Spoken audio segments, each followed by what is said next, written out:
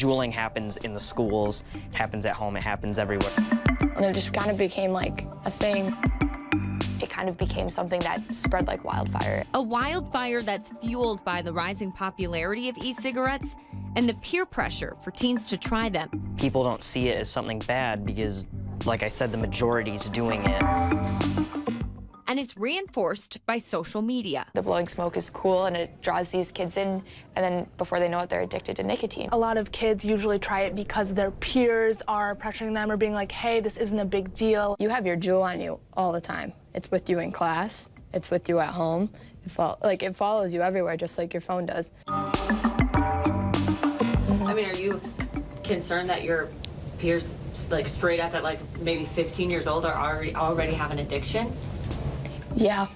Oh yeah, For sure. People don't understand how addictive the nicotine can be. It's that lack of understanding, like what these teens see at Waunakee High School, that's worrying doctors. A lot of kids don't even know that they're ingesting nicotine when they're juuling or vaping.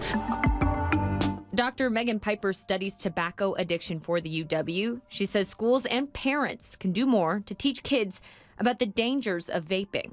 When you have nicotine in the system, what it does is it actually changes the structure of your brain. When you talk about adolescents rewiring their brain and rewiring their ability to experience pleasure and enjoy life, that is a real significant health problem. A lot of the kids who are vaping might not even be those kids that would have ever tried a regular cigarette. That's one reason why last year the Waunakee School District created a position for Jessica Main.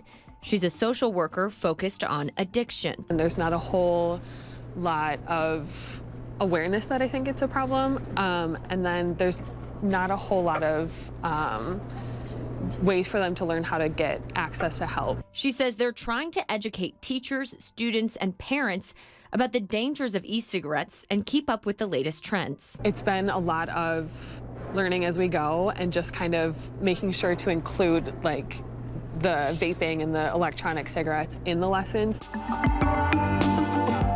We dug into the numbers from the Dane County Youth Assessment Survey taken last year, where a total of 19% of students said they've used an e-cigarette at least once in the past 30 days. 6% of them said it was 10 times or more. They might be just doing it for fun, thinking, oh, I'm not gonna get addicted. And then all of a sudden they are, and they can't stop. Parents may not know that that's going on either because it is pretty scentless. NBC15 Investigates has learned there is a way for parents to find out if their teens have been vaping or using any other form of tobacco. Anything that you ingest, we can pretty much find a way to test for it. For about $40, Heidi Courtney at Wisconsin Drug Testing says you can see if someone has ingested nicotine in the past 3 or 4 days, or even further back if they're using it often. They can come in, give a urine sample, a saliva sample, easy as that, have results within a few days. If e-cigarettes typically don't have a smell and don't look like a traditional tobacco product, well, knowing that they can get caught stop teens from vaping. I feel they're just not scared really anymore of those repercussions anymore because it's like no one's getting really caught, so it's like, oh, it'll be fine, like I'm not gonna have any consequences. With juuling, you don't know, like, there is no like good kid, and just because they get good grades and they hang out with a good friend group doesn't mean that they haven't at least been asked to try it once. Giving parents and teens a warning about the next generation of nicotine. In Dane County, Hannah Flood, NBC15 Investigates.